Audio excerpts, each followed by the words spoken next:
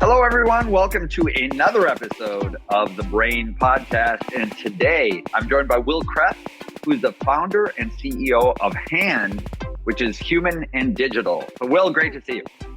Thanks, Peter. It's good to be here. I've heard about your company for quite some time now in the world of generative AI and media and entertainment, but we've never had a chance to talk. And so this is a great opportunity for me to learn more as well as everybody out there. But definitely for those who are listening and watching, Hand is a company that is very much bubbled up within the ranks of media and entertainment companies. And so good for you, Will, for all of that. And so, Will, I want to just, and you're calling in from New York City. That's correct. From Brooklyn.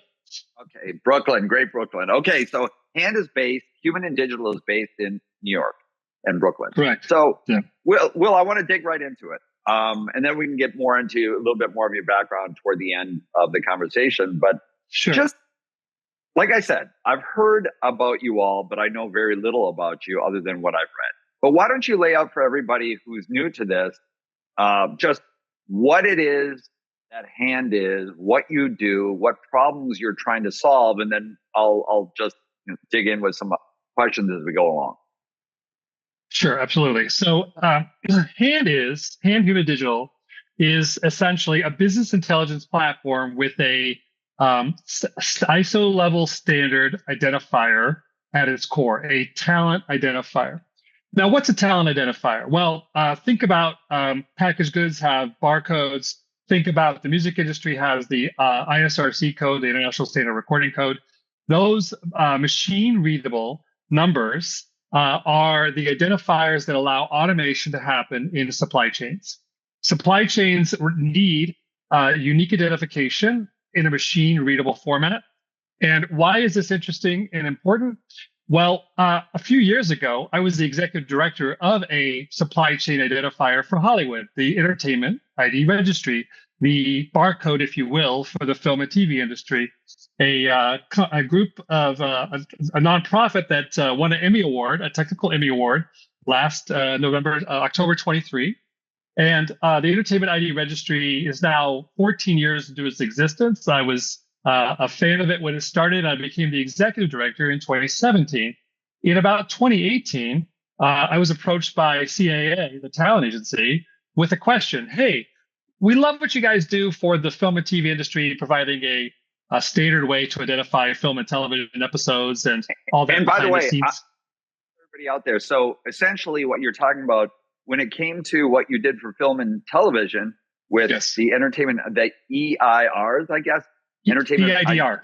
EIDR. Okay, got it. It's analogous to ISBN numbers for books. That's exactly right. Okay. And so the commerce, different industries have a long history of using unique identifiers that are standard as a reference point that's interoperable, that provides a way to map things to things and to speed up the transaction workflow of industries. And you couldn't have Spotify or Apple Music without the ISRC code down to the song, right? Because songs have the same name. Songs have similar titles, and there's different versions of song with the same name. So version control is a big part why you need machine readable identifiers in any media supply chain. The reason being is that so that there can be a standardized system for tracking, let's say in the music space, the song itself, that particular song, and so that anytime it is played, it can be tracked, it can be identified, it can be reported on, and then it can be paid on, correct? Absolutely, yes. So the whole transactional model relies on end-to-end chain of title, chain of custody, the attribution to get people paid. And that's the story that whether you're someone working in the residuals department at Sony or at Warner or it's at Paramount, you've got to pay people based on the data and metadata about them and their works and the things they've done. Got it. Okay, very good. And so you were saying that CAA, the big talent agency, approached you a couple years ago. So tell me more about that. They said, love what you guys do for film and television with a barcode for film and TV episodes effectively. Could you do the same thing for above the line credits in Hollywood? Actors, writers, directors, producers, give them a kind of a proxy ID. So number one, we can stop using social security numbers and getting people paid, right? Right. Right. At least only on a need to know basis should socials be exchanged because they're volatile and they're used in identity theft. And B to accelerate the transactional velocity and the reliability of the workflow of the industry. So we said, love that idea, but we didn't have the capital as a trade association, as a 501c6 trade association right then. But during the pandemic, we all changed jobs. A lot of people moved around. And I asked my colleagues in 21, hey, did anyone create a talent ID? No. Do we still need one? Yes, was the answer that came back. So I set about in November 21 to say, how hard can it be to do this through the standards approach? Something that's common and public and resolvable like an IP address. And so I went to the same group that manages the registration agency authority for IDR, Entertainment ID Registry, which was started by the film studios, right, and movie labs. And they said a DOI Foundation is the Digital Object Identifier Foundation. They have the authority to grant a agency a license to create or mint, if you will, an identifier for a scholarly research paper or for a building materials or a bonus cut director's version of a Hollywood blockbuster. And so all the different registry agencies are in different areas, different verticals, but like an IP address, they provide you a pointer to something that is demonstrably true, and you can fact check, you can link to it, you can bank on it being there with persistence in perpetuity, because the DOI Foundation's model is unique identifiers forever, and with a model of resiliency and to be redundant like an IP address, right? So that you're always having it available and you can use it without any cost in your workflow. We went that route. We applied in 14 months. We became a registration agency under the DOI.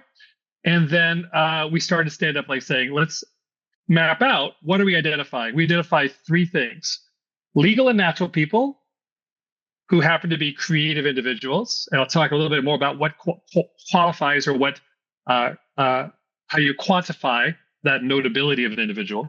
Yeah. Also a replica of said individual that would be consent-based, a licensed version of a person. In the game industry, we've seen basketball players and football players running around Xbox and PlayStation games for a long, long time. Yeah. And they don't get scanned just one time. They'll get scanned this year, 2 years, 4 years from now. And so you have to keep track of like which version of LeBron or Steph are we talking about, right? And so the replicas are coming to Hollywood. That Governor Newsom signed the bill. Consent-based replicas have to be the law of the land in California. Yeah. And the notion that you have to track, like with a tracking beacon, we can provide an IP address for that individual based on a talent identifier. That's an ISO standard. Thirdly, fictional characters. Think of Little Michaela. She's a synthetic talent, but she's notable and she's monetizable and she's making good money from Broad. They're the folks who are the authors of Little Michaela. Fictional characters might be Spider-Man or Batman or Barbie, interchangeably portrayed by different humans over the years, right? So it's the legal, the virtual, and the fictional, kind of the triad, the trinity, if you will, of identifying talent objects in the media supply chain. And so what's that applicable to? Well, we're already, we just announced last week, we added thousands of baseball players of MLB and football players from the NFL to our database, in addition to the NBA players who are already in our data set. We've got hundreds of thousands of Hollywood actors already in there over the course of Hollywood history. We are proud to say we're working with Sony Pictures in matching to their talent database, the American Film Institute. When you mentioned Hollywood talent and going back to, it sounds like decades.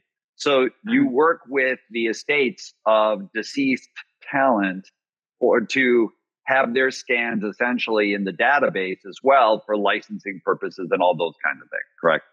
That is the goal. right? Okay. So you're not wrong. Do we have the estates with their replicas of James Dean's voice today, like 11 Yeah. Labs did with the iconic voice collection? Not exactly, not yet. But that is Okay. part of the argument that you'll want a set of technical metadata about which voice model you're using. We're working with Respeecher, right?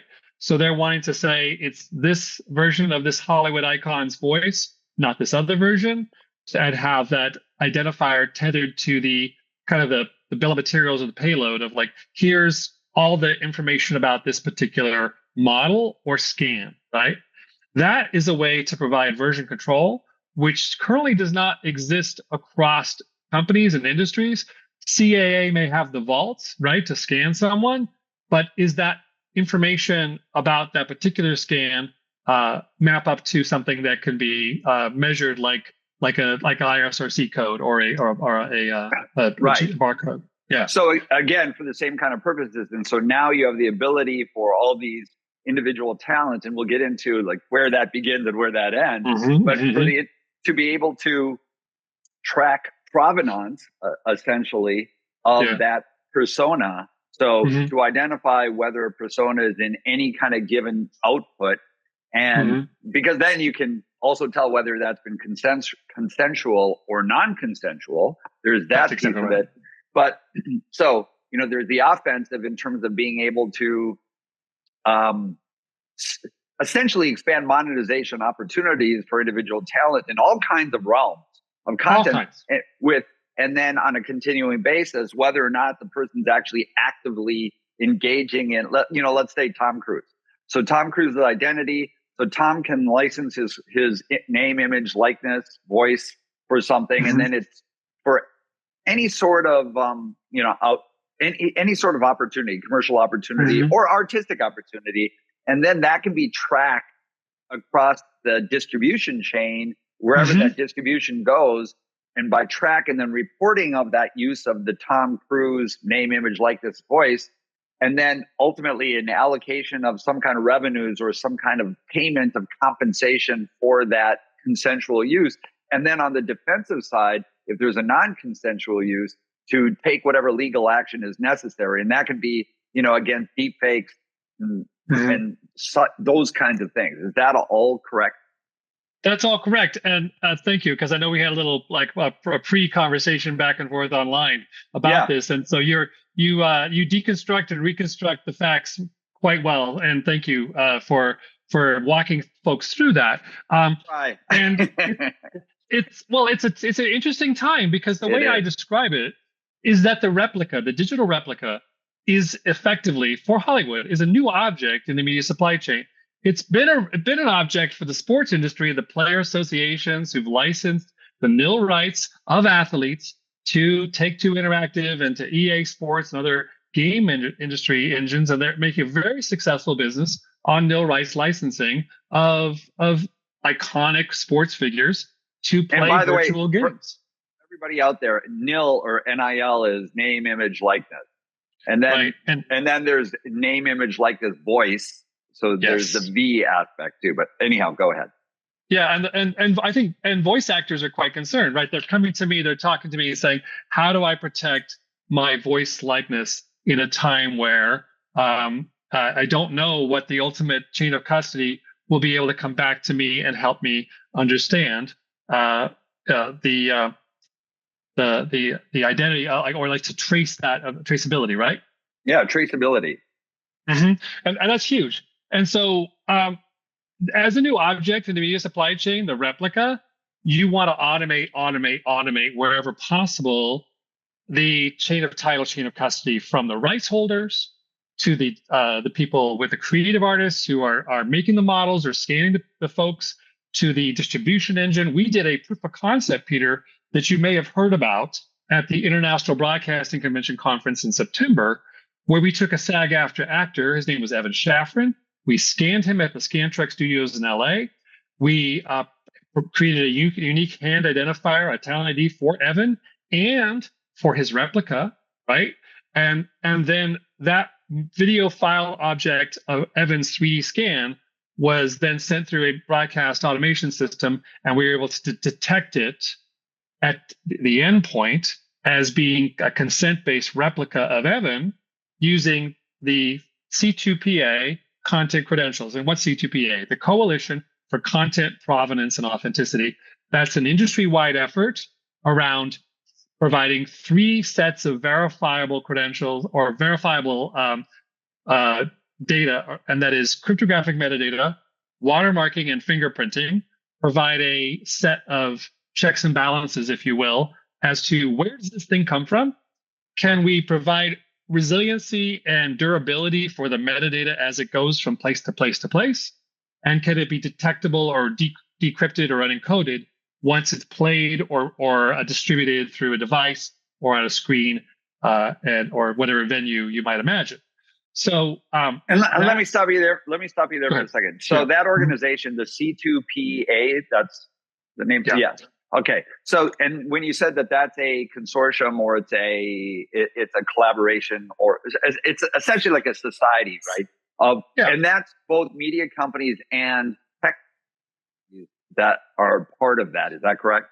Yes. Hundreds, if not thousands of companies are now part of C2PA, looking to provide ways to align interests around a common reference standard for providing attribution provenance data about where does a media file type come from.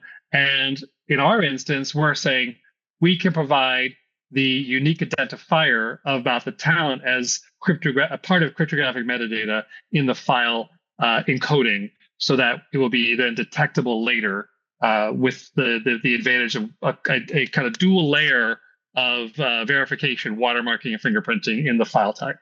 And there is no. What? Go ahead. Oh, it's just in the words of some of the pioneers of C2PA. There's no silver bullet, but the words of Bruce McCormick of CBC Canada, 3 bronze bullets do a pretty good job at providing a verification story that is around the notion of it's difficult to defeat some systems around this. You know, there's always going to be the threat of people hacking and breaking systems. We know that, but the world needs, and this sounds a little highfalutin, but they need multiple ways to inject more trust into the system. Take the deepfake detection companies, of which I know many good people working at companies providing deepfake detection tools. We like what they're doing, respect what they're doing, but that's very much a kind of the cat's out of the bag, the horse is out of the barn. They're trying to detect deepfakes, and that's good and necessary. The provenance forces of provenance, if you will, are gathering, and that's C2PA and others, to inject more upstream credentials into the creation process, so that right now on LinkedIn, for instance, if an image is created with AI, there'll be a little CR logo in the upper corner. Have you ever seen that? Right? I have not. Yeah. So AI images, if they are displayed, generated by AI, if displayed on LinkedIn today, who is a participant with C2PA, will have the bug, the CR bug. That's the content credentials bug in one of the corners of the image to say made with AI, essentially. Understood. Right? Yeah. Yeah. And so it is both to flag and signal it was made with AI, an image, and also to say that the ingredient list of an image that was not made with AI can also be surfaced and revealed to the end user, the consumer. Okay, so several questions on that. Mm-hmm. So is Hand, your company, is it a nonprofit? No, the standard we work with is a nonprofit. We are a for-profit company, and I started our conversation, you may recall, saying business intelligence platform with a standard nonprofit identifier at the core, right? That's the DOI Foundation identifier, which we create. And who are your investors? We are angel funded so far and bootstrapped. We're in conversations with seed investors at this time. And so we've been punching above our fighting weight for quite some time in the relationships we've built and the partnerships we've created from an API level. but we are actively looking for investment. Not to get the soft plug in there, but well, I invited. I threw you a softball. But listen, what is your business model?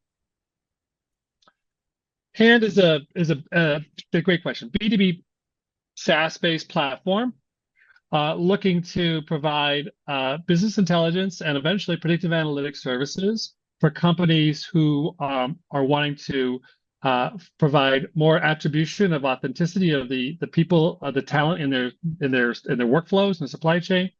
And the Hand Central database, which we created, is the private paywall database, if you will. It's a subscription database. We have two databases. Hand Cordura, which is public. That's the DOI, like free forever database, the no expiration date identifier database. And the Hand Central. Hand Central is built on a top 5 master data management platform, the same one that Disney uses. It's a hardened, resilient, modern key master data data transformation platform. And so Hand Central was built from 22 to 23 with the team of data architects, Emmy Award-winning data architects, schema experts, ontologists, media metadata gurus, if you will, and to lay out what would the perfect business intelligence database be if you brought those 3 talent objects into it: legal and natural people, they're virtual humans, digital replicas, and fictional characters.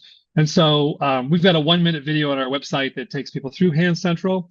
And that database is a subscription-based service with API and web UI access. Okay, got you. Yeah.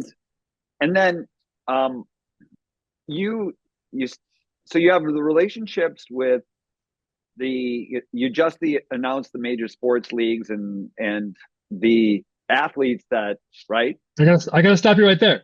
We don't have relationships with them. We have their descriptive metadata about them in our database. Okay. We're looking to build relationships with leagues and federations and with NCAA athletes and others to provide a business model that works for them and also provides that source of vectors of attribution and trust about the data itself.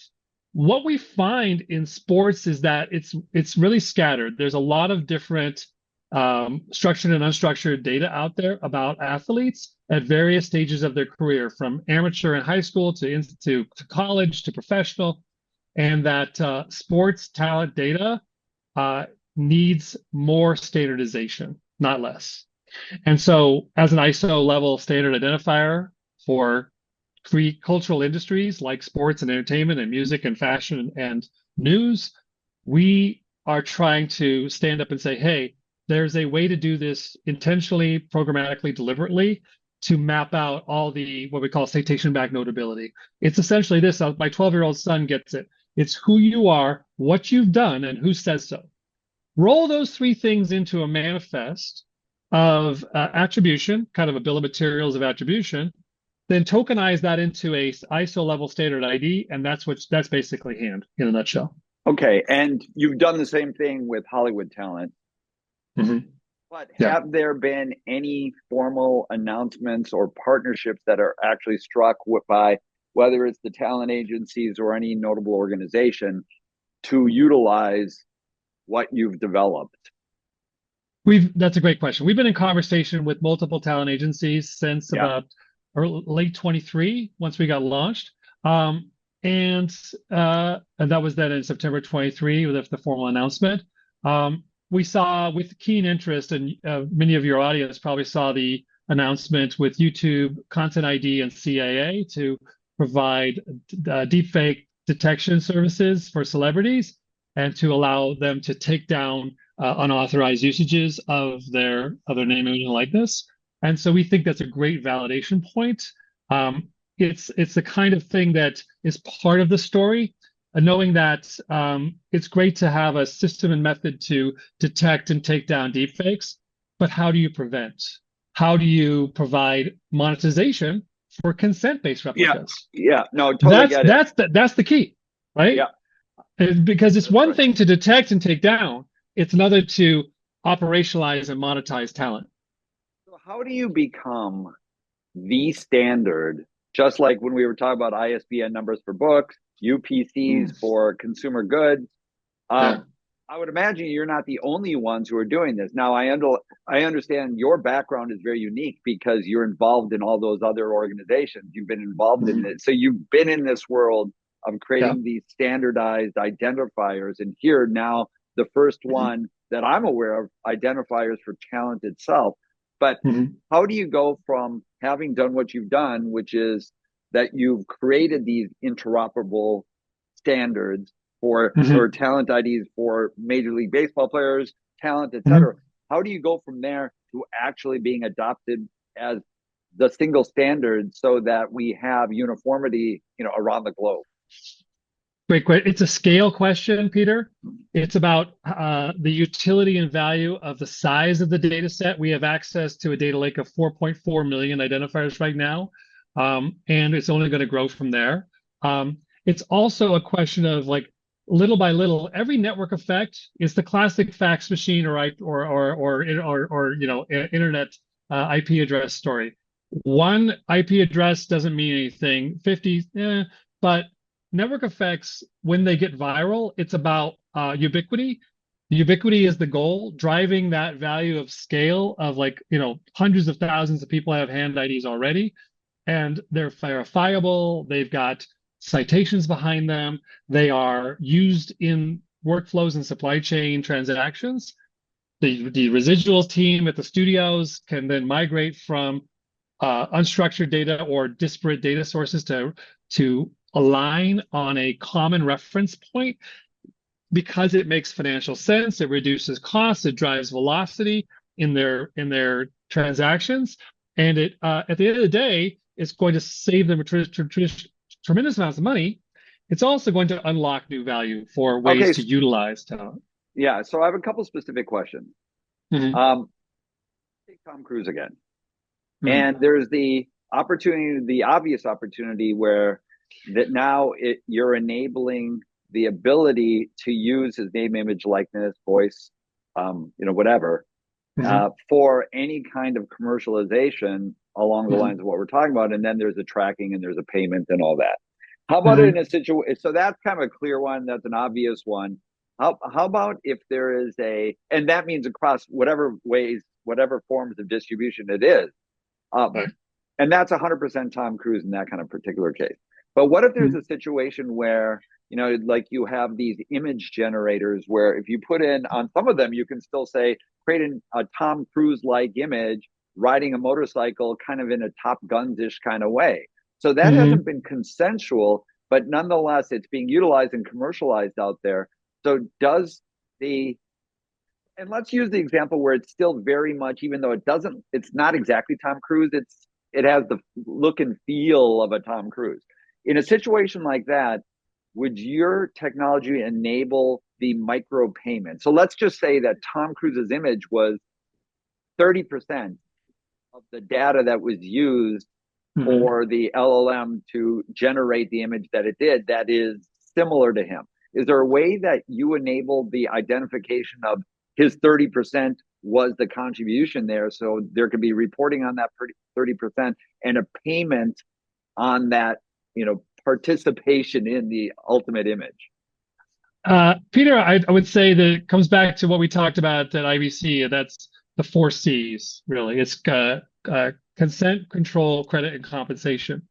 In that example of that 30% of Tom, I find it a little hard to imagine that he would say, "I'm going to license 30% of me for your Frankensteinian version of me," Right, right. or like, right? And that's so crucial that people understand. If it doesn't have consent, it's kind of a showstopper. It's kind of a deal breaker, right? It's this notion that I'm not going to give you a fraction of my identity so that you can create a hybrid version of me, right? And so we're again on team consent. We're not on. We respect team detection. We know those folks. They're doing well because there's a real fire alarm of a need of detection of deepfakes. But team consent is about the idea of attribution, tracking beacon, IP address for talent, measurability as to the source, chain of title, chain of custody, where did this come from? And was it done with the artist's intent? No, I totally get that, but Yeah. I can still imagine a scenario where there was no. I agree, Oh, yeah. 30% consent is not going to be given. Nonetheless, there is, if Tom Cruise is tracked by your identifier, Hmm. then any time that identifier is used within an output of any kind, the Yeah. identifier is triggered. And so there could both be a, going after whoever did not get consent, but Yeah. also an automatic payment if there was commercialization. Is that possible? Peter, what I think that, and I'm not to shoot you down because I know this is a real world challenge and struggle. I've talked a lot with folks in the biometric community Yeah. about what makes the proof of personhood, POP, proof of personhood, uh, legit, verifiable. Proof of personhood from a biometric standpoint may be the qualities of one's voice, of your voice and my voice here, the quality of the image of the different data points of a face when mapped out and mathematically traced. And so um, that element of biometric information is currently something we do not own within our hand Okay. database. Yeah. We use like an image of Hollywood, like a Tom Hanks, like that, as a way just to disambiguate was it Tom or Colin or another Hanks in the family, right? But that biometric info is really in the custody of the individual from a consent basis, and also is something that they would want to then have as a kind of a marker, an indicator of that likeness be protected for them. Yeah. So that's that we don't play in the space directly, but we are willing to. We have been conversations with biometric companies about partnering to provide what we provide: reputational information, the who you are, what you did, who says so, citations, all the linked data and works and awards and noms and accolades and relationships to others. The identity graph of an individual is super valuable in a story about their proof of personhood, but it's not biometric.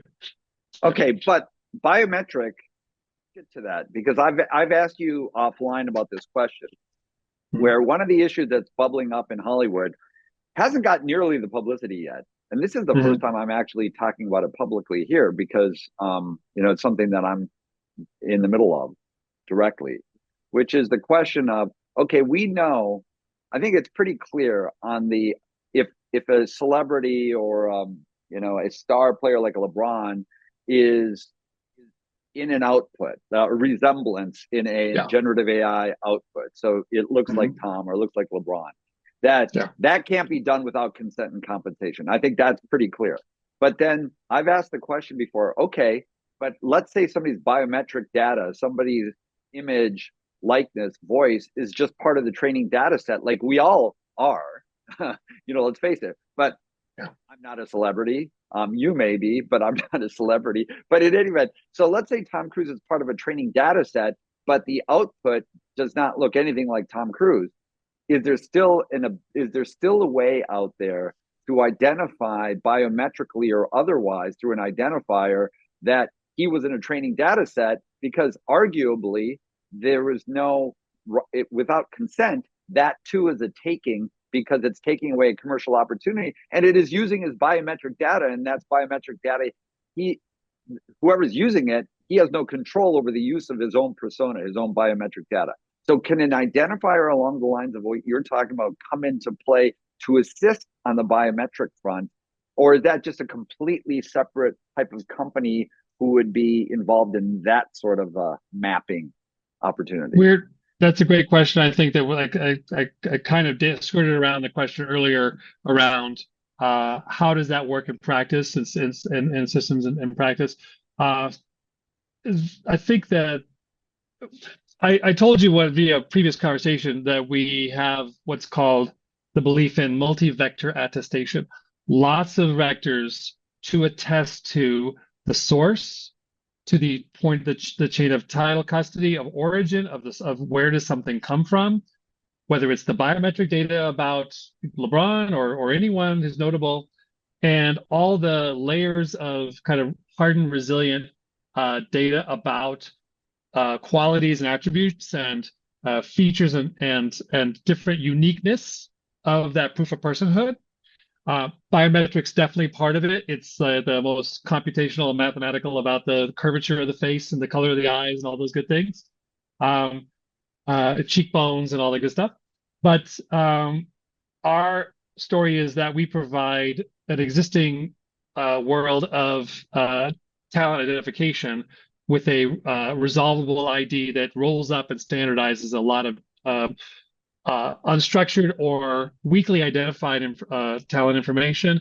And we're willing to partner with biometric companies, but that's not our first go-to-market element. It's that's a real clear and present need, I think, is to provide ways for folks to reverse trace, reverse lookup.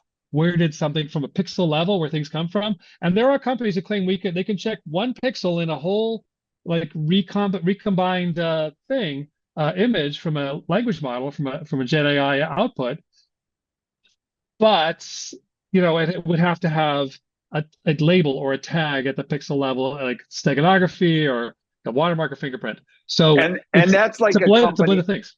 And that's a company like a ProRata AI is involved in that, what you had just mentioned, correct? Yeah. Right. And Deep Media AI and Videntifier and Reality Defender. And there's a host of companies who, as I kind of described it, like using AI to fight AI. And it's good that they are.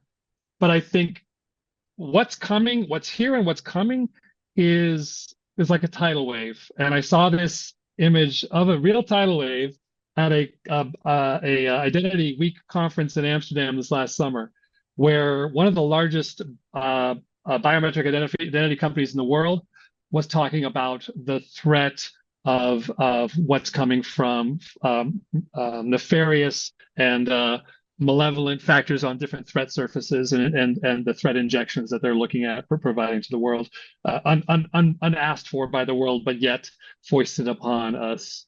And so, we're going to need a lot of different layers of redundancy, no single point of failure, a way to provide, I said, multiple vectors to say these hundreds of or dozens of groups attest to the authenticity of the individual and where they come from and what the proof of personhood should look like ideally, and to provide that confidence, the higher confidence score that you know your customer, you know your talent, you know who you're dealing with. Right. I mean, look, there's so much there, and we can go deeper and deeper. I guess I just want to highlight for everybody again that one of the issues that I believe is just starting to bubble up, and I know this from my own conversations, is not only the obvious questions on the output side, but just for all of us, a right to be notified, or should there be a need for consent whenever our personas and whether we are as commercializable as a talent like a Tom Cruise, but isn't there a fundamental right of privacy or something along those lines on just being included as part of a training data set, whether or not there's a resemblance on the output side? That's one question that I have.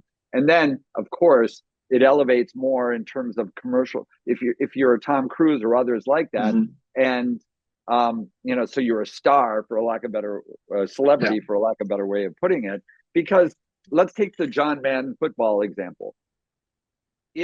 Even if there's not a resemblance to somebody on John Madden football, the fact, but if there's training on, let's say you want the best possible, or you want to be a video generator or an image generator. Let's take a video generator like a Sora or something like that. Yeah. And let's just say that Sora wants to have the best possible output when you say, I want to create a video of an all-star quarterback, whatever. And metrically, one would think that there's, then Sora may be, this is just for the sake of example here, Sora would want to take just Mahomes and the best possible quarterbacks out there because their movements may be different than a high school quarterback movements or Peter Chatty's quarterback movements or something along those lines. And so there's all these subtleties out there that, again, there's just the right of privacy issues. There's also the commercial issues. Whether or not the output is similar, I think that's a big legal issue, that meatball that's sitting out there that hasn't Yeah. been really actively explored yet. So there's a lot of look. There's so much to dig into, but Will, Hmm. this was helpful, and I just want to give you an opportunity if there's any final thoughts you have. But it's fascinating stuff, and all the issues that are swirling around having a talent identifier and a Hmm. talent having the ability to control their Yeah. persona so that they can retain, so they can make sure it is used in the ways that they have approved, and that Right. they can get Yes. compensated for that use. Yeah. Yeah. Monetize it as they see fit, or their management team then Right. has the agency to place them into different settings and situations with their consent. That has been the missing element. We see, we lived through an election year where bills were in Congress waiting, the No Fakes Act.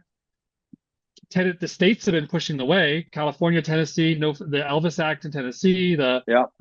the bill signed by Governor Newsom on AI in September. The states are leading the way, and so while the right of publicity about what public figures can control is state to state in this country, private individuals are by design in a different class than public figures. There's European laws, the European Union around, everything from right to disappear to the moral rights and the ability to monetize one image in a world with consent, always with consent in that environment, because they don't, and many folks, state to state, nationwide, with those bills stacked up in Congress, are waiting for that legislative initiative and the backbone to move forward with that. It'll be rather interesting to see in 25 what shakes out with a new Congress, where And the with the new administration, and I would imagine that my guess, my prognostication yeah, is that states are going to need to move this forward, to continue to they move this forward. Because look, if you have Elon Musk, who's a partner in crime, he's not going to want to slow things down. no, And so no, no, I don't think this is going to be a friendly administration in terms of bringing some of this legislation in right, to protect the talent. By the way, one because thing you mentioned, you oh mentioned wow, European, and there was just a recent update from the European Data Protection Board that just published its anticipated opinion on AI and data protection that gets into a lot of these issues. And so, mhm. Will, look, I want to continue, but I think we're short of time right now. Uh, if somebody wants to learn more about what you're doing, uh, tell them where they should be looking. Well, the quick plug, an easy plug, is our website, handidentity.com. But Handidentity.com. yes, and also as members of C2PA, I'd be remiss in not mentioning c2pa.org and the work and all the many companies. You've got Google and Meta and Microsoft and OpenAI, and so many companies are part of C2PA, both from the generative AI industry and also from traditional compute and transactional models around protection and also around just basically intellectual property. I spoke at the Copyright Society conference here in New York in September on a panel talking about these very same issues around what the lawyers are looking at this from various lenses in the absence of state and national legislation. What are the courts going to say as these things move forward? So it's an area to watch. It's going to get spicy before it gets played out. Oh yeah, no, it's going to be very spicy. And for everybody who's listening out there, this episode will be pushed live prior to CES, Consumer Electronics Show, in the second week of January. And I will be moderating. Here's my plug. I'll be moderating an AI/legal business panel with experts talking about a lot of these kinds of issues with some of the leading names in the industry. We're at the Digital Hollywood sessions at the Aria Hotel on Monday, the 6th in the early afternoon. So I urge you guys to come there. And anybody who wants to meet up, if you're interested, send me a note too. And Will was saying that he's not going to be at CES, but somebody from his team may be at CES. And so if anybody's interested in connecting, reach out to me, and then I can forward that on to Will and his teams over there. But Will, listen, really appreciate you explaining what you're trying to do. I'm very, very much a supporter in terms of what the overall effort is. And we need organizations and companies such as yourself to really push the call forward. So thanks for joining. Thank you for having me, Peter. Really appreciate the time today. No, I really enjoyed it, Will. And I look forward to meeting as well. So everybody, again, this Will Kreth, who's the founder and CEO of Hand, which is human and digital. Check it out. We'll see you at CES and enjoy. Bye now. See you, Will.